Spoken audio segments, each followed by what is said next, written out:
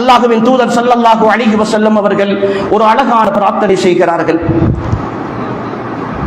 அல்லாஹு தஆலா ஒரு பெண்ணுக்கு அருள் புரிவானாக, ஒரு பெண்ணுக்கு அல்லாஹ் ரஹ்மத்து செய்வானாக. அந்த பெண் எப்படியான பெண் தெரியுமா? இரவின் நடுநிசையில் இரா வணக்கத்திற்காக அவள் எழும்புகிறாள். எல்லோரும் தூங்கிக் கொண்டிருக்கிற வேளையில் அல்லாஹ்வை வணங்க வேண்டும் என்ற உணர்வோடு அந்த பெண் எழும்புகிறாள். தஹஜ்ஜுடைய நேரம் எழும்புகிறாள். எழும்புகிற நேரம் தன்னுடைய கணவனை பார்க்கிறாள். அசந்து தூங்கிக் கொண்டிருக்கிறான். அந்த கணவனை தட்டி எழுப்புகிறாள் தொழுவதற்காக.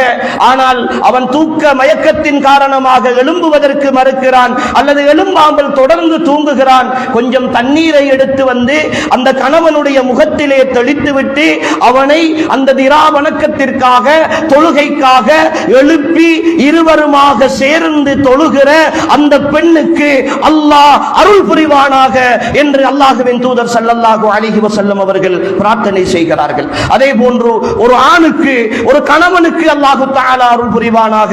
இரவு தொழுகைக்காக அவன் எழும்புகிறான். மனைவி தூங்கிக் கொண்டிருக்கிறாள். மனைவியை எழுப்புகிறான். மனைவி எழும்பவில்லை. அந்த பெண்ணுடைய முகத்தில் தண்ணீரை தெளித்து இரா வணக்கத்திற்காக எழுப்புகிற அந்த கணவனுக்கு அல்லாஹ் அருள் புரிவானாக என்று பெருமானார் ஸல்லல்லாஹு அலைஹி வஸல்லம் அவர்கள் அழகான ஒரு பிரார்த்தனை செய்கிறார்கள்.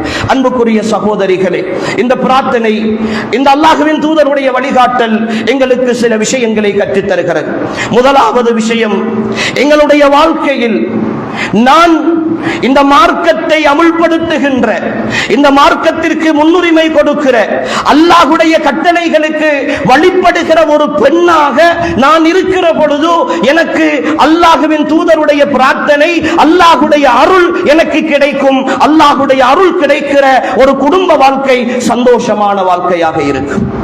என் கணவன் அப்படியான ஒரு கணவன் எனக்கு அமைந்து விட்டால், அப்படியான ஒரு கணவனை வாழ்க்கை துணையாக பெறுகிற ஒரு பாக்கியம் எனக்கு கிடைத்து விட்டால், என்னுடைய மார்க்க விஷயங்களில், என்னுடைய தீனுடைய காரியங்களில் நான் எதை செய்ய வேண்டும், எதை செய்யக்கூடாது, எது சரியானது, எது பிழையானது என்று எனக்கு வழிகாட்டுகிற, அவனிடத்தில் தவறுகள் இருக்கலாம், அவனிடத்தில் பிழைகள் இருக்கலாம், அவனிடத்தில் குறைகள் இருக்கலாம், அவற்றையும் தாண்டி என்னை சரியாக வழிபடுத்துகிற, நான் தவறுகிற பொழுதெல்லாம் என்னை தட்டி கேட்கிற, நான் பிழை செய்கிற பொழுதெல்லாம் இது பிழை செய்யாதீர்கள், நன்மையின் பக்கம் வாருங்கள் என்று என்னை திருத்துகிற ஒரு கணவன் கிடைப்பானாக இருந்தால் அந்த குடும்ப வாழ்க்கையை அல்லாஹ்வுக்காக சொல்லுகிறோம், அதை விட ஒரு மகிழ்ச்சிகரமான வாழ்க்கை உங்களுக்கு அமைய முடியாது.